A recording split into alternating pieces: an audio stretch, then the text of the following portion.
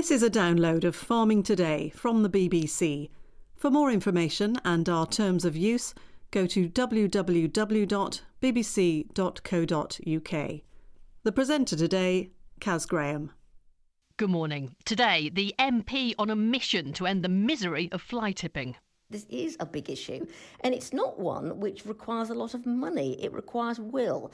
And I think that the ministers recognise that actually this is something they could do something about. First, though, we're looking at what children learn in school about farming and food this week. In many parts of the country, agricultural organisations send representatives out to give talks in schools, and some farmers are happy to receive school trips into their farmyards and fields. But in North East Scotland, the idea has been taken one step further. They've devised a vehicle that takes the farm to the school. Nancy Nicholson has been taking a look. So, boys and girls, we're here from the Royal Northern Countryside Initiative, and we're here to talk about where your food comes from. So is it a vegetable? Did it come from I'm in the car park of a village hall in rural Aberdeenshire where a truck has pulled up, opened the sides to divulge a sort of mini farm on wheels. Now, Rob Clunas, you are in charge of it. I see a dairy calf and a couple of piglets. What else have you got in there? With us today, we have a full array of your straw, your hay, all your crops and cereals. It's to promote the local farming practices and also to tell kids where their food comes from, because the amount of questions we get asked are tremendous. There's such a lack of understanding in even the rural environment about where food comes from. Come and tell me, what was the best bit about today? getting to feed the pigs? And what will you remember when you go home? That bacon is actually pork and ham. I'll tell them I saw cows and little piggies. So we're looking at a 4-day-old calf, and it's local from Inverurie. So this calf will... live in Inverurie. Oh wow, brilliant. So this calf will grow up to be a dairy cow, which will produce milk, and it should produce about 60 litres of milk a day. So you're quite welcome to touch it, so if you want to give him a wee stroke, that's fine. Is she soft, or is she quite rough, or...? Soft. She's soft, isn't she? My name's Amanda Carter. I'm the newly appointed head teacher at Hatton Fintry School. I've been here since August. This is a commuter village, and a lot of the children's parents have come in from other parts of the country. They're involved with the oil industry. So in actual fact, although we're living in the depths of the northeast of Scotland, a lot of them see the countryside but don't really have any day-to-day understanding of what's going on farms. And I think there's an increasing understanding, particularly in this part of Scotland, that children need to be thinking about different sorts of careers, and there's a wealth of opportunities within agriculture for children. They're looking here at a calf and some piglets today. Do you balance that up at all with vegetarianism? That's something that we could take into the classroom, because we do have some children and some teachers indeed who are vegans and vegetarians, and it's an area that can be explored through our philosophy and our just general thinking about the world and different viewpoints, and showing respect to people who've got different views, perhaps different religious faiths. So yes, it's something that will be explored, but I think everybody has an appreciation of a living animal, whether or not it's something that they're willing to eat. Have we all learned something? Yeah! Good, fantastic. Now, the thing to remember is to keep your hands away from your mouth, and as soon as you get in, you're going to go and wash your hands to get rid of all those nasty germs so they don't end up having a sore tummy.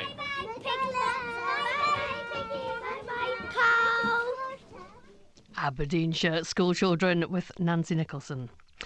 On Wednesday, we spoke to the global food producer Nestlé and mentioned that to source its ingredients, the company depends on land equivalent to 2.5 times the size of Switzerland, which led to this email from David Weston in Oxford.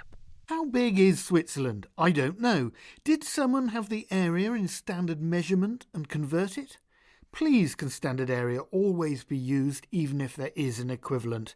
You have used Wembley Stadium before, but how can I know the total area? A very good question. Here's your answer, David. Switzerland, 15,940 square miles. And if we're talking about the usual equivalent sizes you normally hear, well, that's twice the size of Wales, more than 1 million Wembley stadiums, and an unfeasibly large number of double-decker buses. And I do hope that clears that up. Now, adding a pinch of salt to your mushrooms while they're gently sautéing in butter always perks them up, I reckon. But salt's good for more than just flavour. Mushroom growers now have permission to add salt to their crops to help control a range of fungal diseases. The European Commission has approved the use of salt under what's called its Basic Substance Programme. It joins a list of 16 other everyday substances, including vinegar, sucrose, sunflower oil and whey, that arable and horticultural growers are now authorised to use to control a variety of pests, weeds and diseases. Beatrice Fenton went to Chelbury Mushroom Farm in Gloucestershire to meet farmer Peter Howard.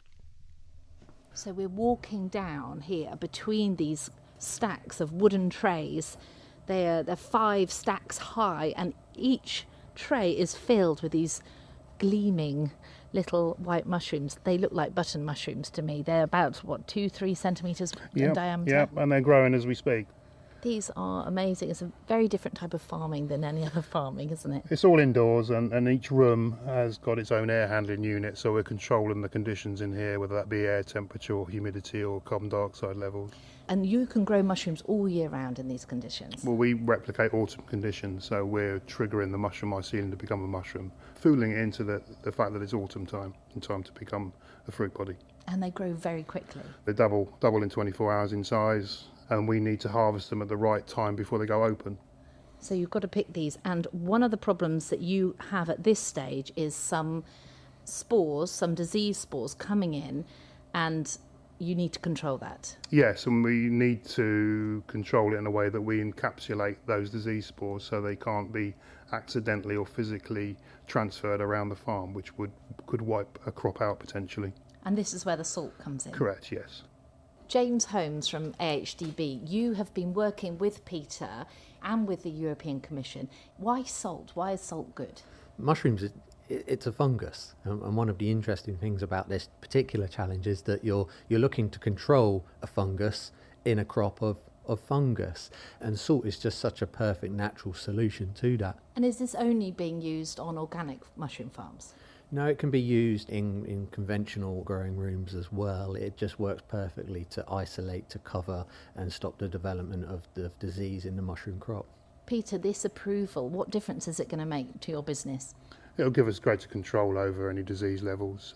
Traditionally, the only way we've been able to control disease is by terminating the crop and subsequent loss of yield and sales, of course. When you say the crop, you mean an entire tray, like one of these in front? An entire room. And this is really able to just control it, just like this little pile here, yes. And then you won't see it spreading. Yes. Peter Howard at Chelbury Mushroom Farm near Cheltenham. Earlier this week, we talked about the transfer of EU legislation into British law after Brexit and what that might mean for the recognition of animals as sentient beings, that is, having the capacity to feel pain and suffer. That measure wasn't in the list of laws being transferred, but now the Environment Secretary Michael Gove has announced that the sentience of animals will continue to be recognised and protection strengthened when we leave the EU. You may not know this, but if someone uses your private land, and it could even be your garden, to illegally dump rubbish, the current law says that it's you that's required to pay for getting rid of it. It's a huge problem for landowners in areas where fly tipping is rife, and this week a Member of Parliament called on government to change legislation so polluters, rather than landowners, pick up the bill. We'll hear from the MP in question in a moment. First though, Rafe Rayner is an estate owner in Devon who's more than used to seeing fly tipping on his land, and who thought he'd got hard evidence that could lead to the prosecution of someone who dumped rubbish out of a car. But getting the case looked into wasn't as easy as Rafe assumed it would be.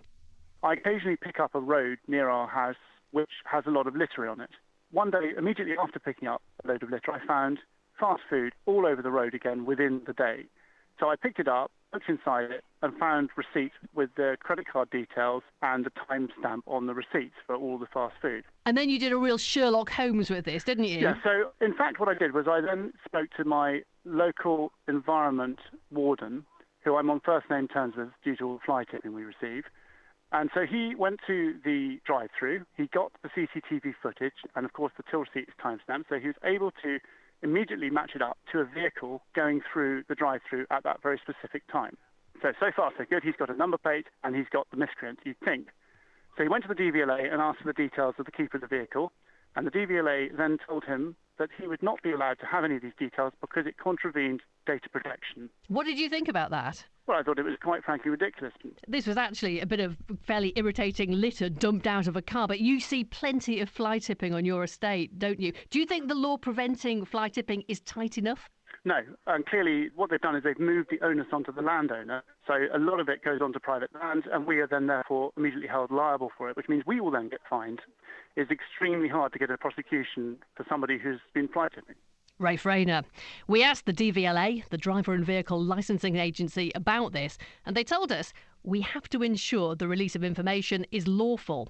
When there is sufficient evidence to tie fly tipping to a vehicle, we can supply that information. And in the vast majority of cases, when a local authority requests information, we are able to release it.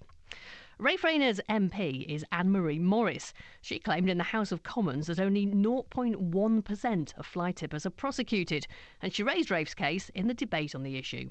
Good on him. He actually went through the rubbish to look to see whether he could find any evidence, and he did.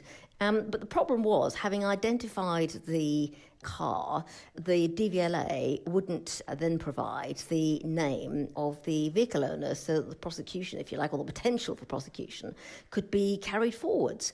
And that's a real issue. So it seems to me that one way of dealing with this is ensuring that the different agencies, whether it's DVLA, Environment Agency, the local authority, the police, work together to ensure this blight can be resolved. You're emphasising how important it is that the different bodies work together. I mean, we do know that the release of information by the DVLA is lawful. We've been told that they do give the authorities driver details thousands of times every year. Aha. So what you're really saying is that knowing that, the authority and politicians like myself should put a bit more, if you like, ammunition, shall we say, behind this to ensure that we do actually get the information. I think perhaps what we might be able to read into it is that they look at driver details on a case-by-case basis, dependent on the circumstances. And perhaps that would suggest that in this case, they just didn't feel there was enough hard evidence for the DVLA to help here. Then that means we need to start looking at more, because there are lots of cases like this. We need to look at them in the round and find a better way of looking at the evidence and persuade DVLA that really they need to play their part in ensuring that it is the criminal that pays, not the victim. We have spoken to the DVLA and they tell us that in the vast majority of cases they do release driver details. I mean, perhaps they are playing their part. Perhaps they are, but the devil, as they say, is in the detail. So the challenge we have is to now go and talk to them, which I shall certainly do, and I shall certainly talk to Therese Coffey about this, to see exactly the specifics of why they do and why they don't, and when they do and when they don't, and what the criteria are that they use. You spoke in the House of Commons about fly tipping earlier this week, but in the scheme of things, you know, it doesn't really come at the top of the legislative priority scale, does it? Is there likely to be any change? Well, you say that, but I was actually quite surprised because normally when you have a debate at the end of the day, it's you and the minister. It was me and 5 other MPs. And I've had more interest from newspapers and broadcasters in this than I ever imagined. This is a big issue. And it's not one which requires a lot of money. It requires will. And I think that the ministers recognise that actually this is something they could do something about just by looking at the whole system of evidencing incidents. MP Anne-Marie Morris. And that's it from us for today. I'm Kaz Graham, and the producer in Bristol is Vernon Harwood.